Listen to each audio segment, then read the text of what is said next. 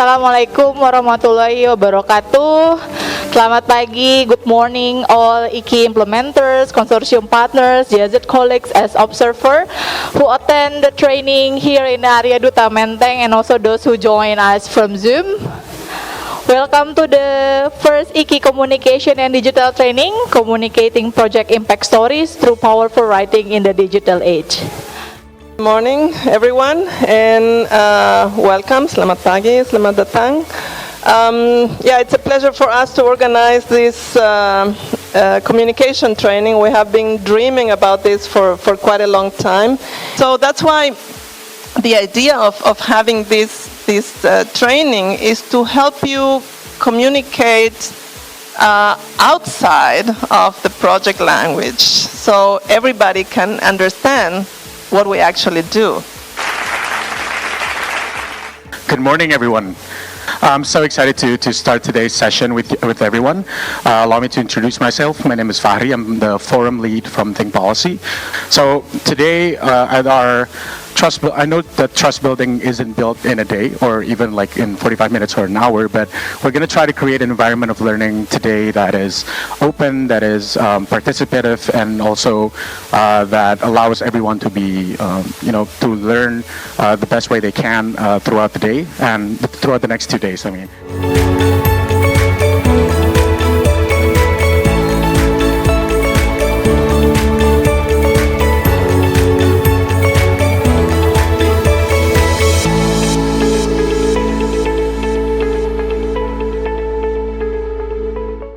Now, I'm going to share 4 steps in how to actually get out of our default and explore alternative narratives that may work better.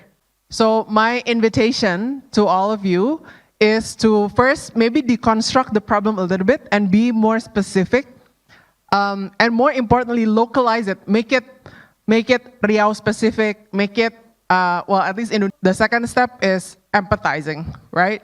Listening to the constituents.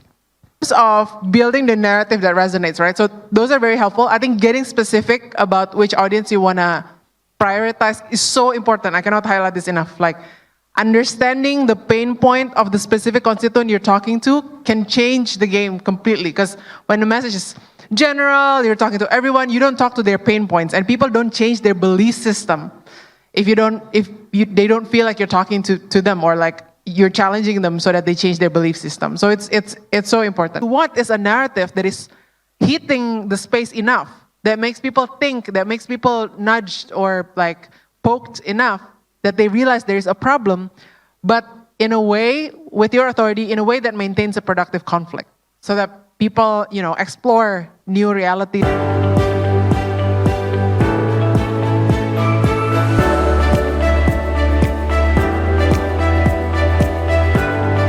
Storytelling itu sebenarnya bercerita, dan itu disampaikan untuk menghibur, untuk bagi informasi, untuk bagi pengetahuan gitu.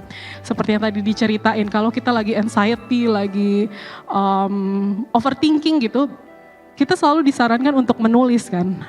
Menulis juga membuat kita bisa merasakan, mengetahui apa sih yang orang lain pikirkan, apa yang orang lain rasakan, apa yang orang lain alami gitu. So public narrative at least ada 3 hal yang terutama yang tadi saya sebutkan, bagaimana kita bisa touch people heart and touch with strategy, with logic, and then we encourage people to do something. Stimulus encouragement stage itu sebenarnya titik berangkat kalian gitu ya. Kemudian yang kedua tahapannya itu kita renungkan, contemplation stage. Yang ketiga tahap kemudian menemukan ide cerita yang utuh. Okay, basic structure of narrative. The first one is, it always started by the introduction, the character introduction. The second one is tension or climax. The third one is climax to resolution or the closing. Jadi membuat orang lain bisa merasakan, melihat, seolah-olah melihat langsung, mendengar langsung sesuatu yang kalian gambarkan tanpa orang itu ada di sana gitu.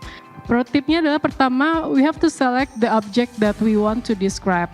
Objek yang seperti apa? Tentu objek yang paling menarik. Yang kedua adalah objek yang mendukung cerita kita gitu.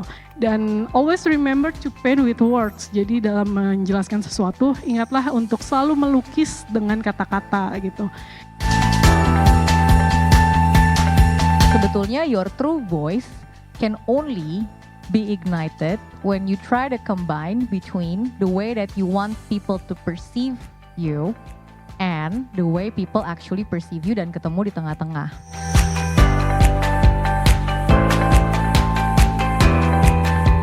Sometimes we are very busy with the way that we want to design us without actually understanding what do people think about us actually.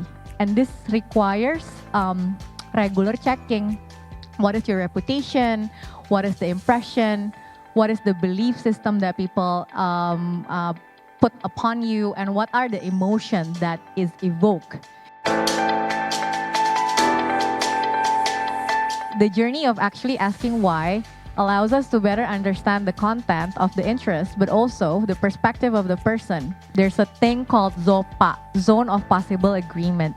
So actually, when we're trying to craft our narrative, trying to bridge between audience and us and what is it that we want to meet in the middle, so empathy map basically talks about 4 different quadrants. So your audience usually can be identified as behavior.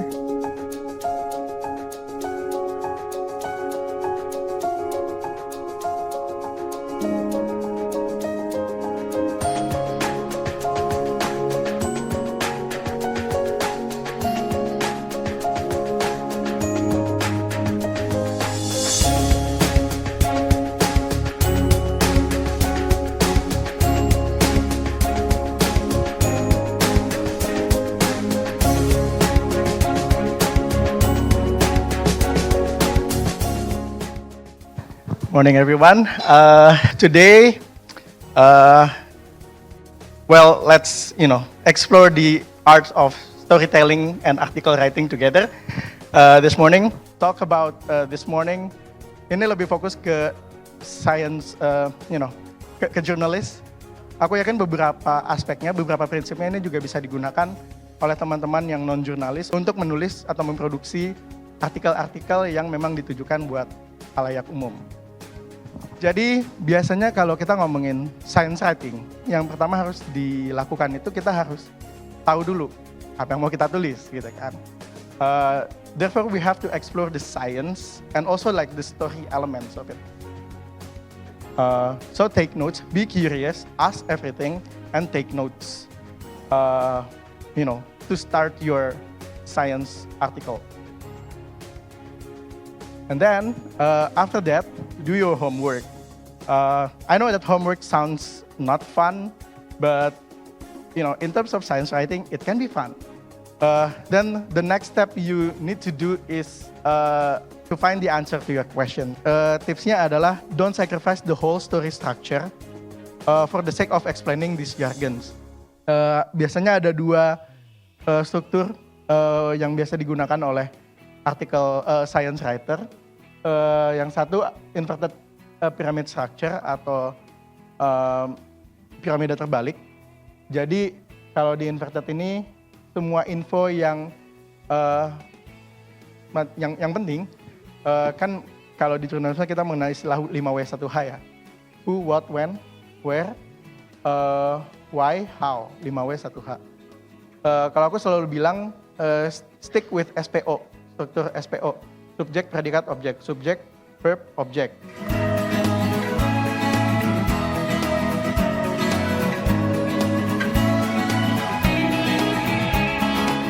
Semua akun sosmed itu harus ada goal. Karena kalau goalnya belum jelas, arahnya pun nggak akan jelas. Voice or tone-nya kalian apa? Menurut aku kayak misalnya ada yang voice atau tone-nya yang receh banget, ini yang penting banget. Jadi core target audience kalian tuh siapa dan harus spesifik. Nah, tadi udah ada goal, identity, audience, and platform. Ini 4 kalian tambah, itu barulah keluar your content. Jadi konten apa? yang memenuhi goal kalian untuk social media. Terus abis itu yang cocok untuk identitas kita. Audience comes first, what they think is cool, what they think is funny, what they think is relatable. Audience come first, not what we think is ideal. Then second, never be arrogant. This is the common mistake that I often find in kayak activists or organizations, because we know that what we represent is true and we're on the right side probably. Jadi a lot of us sometimes feel like we get stuck in our own bubble.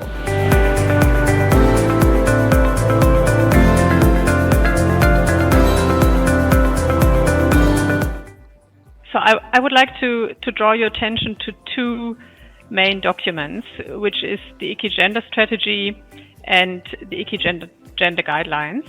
And most of the content of this presentation is drawn from these two documents. And as you can see, the IKI Gender Strategy highlights one of their key fields of action is knowledge management and communication. So this is not a nice to have. I would really like to stress that it's part of the strategy, and so I will guide you through ways to communicate gender results. On identifying the gender-based differences, usually it is differentiated roles and distribution of work that is a cross-cutting issue, and asymmetric power structures and unequal distribution of resources. So these are very broad topics that are really happening in all projects. So just very simple, it should be our very short message should be understandable. So what are we actually doing? And then it should be emotional. What changed through our intervention? And it should be human. So who's involved and how are these people benefiting?